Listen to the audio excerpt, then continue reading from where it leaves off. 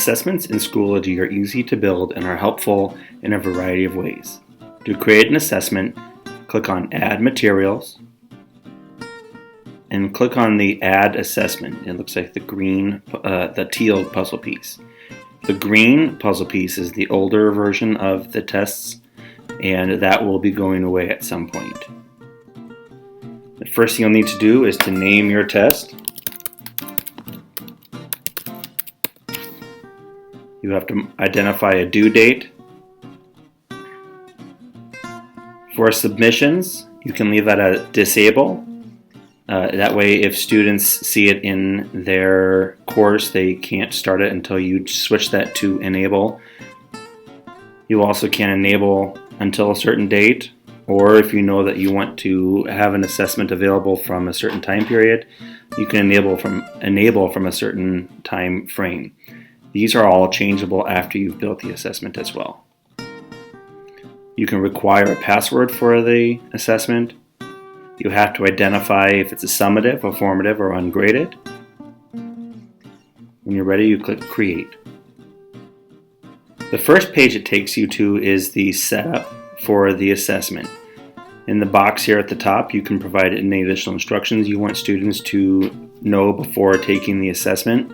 You can also include videos or images over information before they get started. You have a variety of other additional settings that you can put on the assessment. You can make it a timed assessment, randomly order the questions, or also show the possible points for students. I like turning on the ability for students to flag questions for review so they can go back and check which ones they are unsure of later. I also allow students the ability to eliminate answer choices. There is a calculator and ruler and protractor built into the assessment if you need that for math or science. I often will allow students to highlight text to pull out key terms, as well as to take notes over various questions. Those stay just within the assessment. You can also allow students to view their results right away, or as well as see the results right away with the correct answers. So immediate feedback is available for students. And you can also change the number of times that students can take an assessment. So if you want students to be able to take the assessment just one time or up to 20 times, that's up to you. Under the Questions tab, you'll see there are a variety of question options for students to pull from. You can use a multiple choice, true, false, matching, ordering. You can do a fill in the blank where students type in the answer. Fill in the blank as a drop-down, and you give a variety of answers and students choose the correct answer as a drop-down. Fill in the blank as a drag and drop. You provide the students with a word bank and they drag and drop the correct word into the sentence. You can also do a short answer or essay question. Additional enhanced questions would be for students to respond to an audio or video question with their own audio or video response. They can upload their own file. If I have a map that I want students to label, I can click on Label Image. So if I was having students label the parts of a cell, I could put the image in there and have students move the parts of the cell, the labels, and put them on the right spot. Highlight Hotspot allows students to highlight specific images or parts of an image. You can also have them highlight text within a sentence. So if I have a paragraph and I want them to identify the sentence that is the topic sentence, I could have them highlight that. Math short answer, a number line answer, or create a chart. So there are a variety of options for creating an assessment. I'm going to start with just a multiple choice. Within each question choice, then there are a variety of options available for you. I type the question into the box, my multiple choice options. I can add more or take away options as needed. After I've typed my question, I'll see my potential answers down below. To create the answer choice, I select answer C or whatever the correct answer is. If I want to make it so there are multiple correct answers, I can add multiple correct answers to that question. can also shuffle the options for each student. I can also allow multiple responses. So maybe the response is A and C. Students could select multiple responses.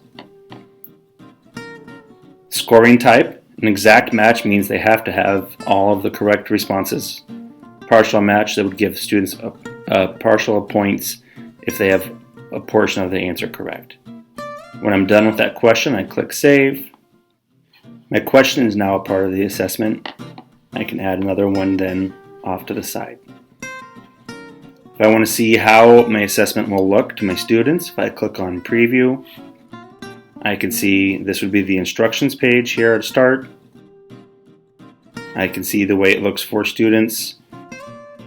My tools off to the right are a review of all of the questions in the assessment. Accessibility, or allows me to go full screen.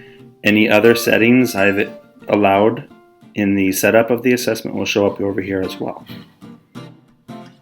In the assessments, grades by student will show here in the grading tab. When I'm done with my assessment, I can click Save.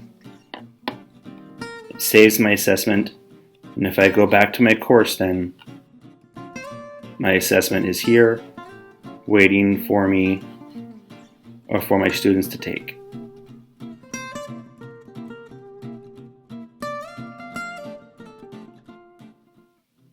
There may already be some pre-made assessments available for you that go along with the district curriculum. In order to access those pre-made assessments, go to the curriculum group for your group.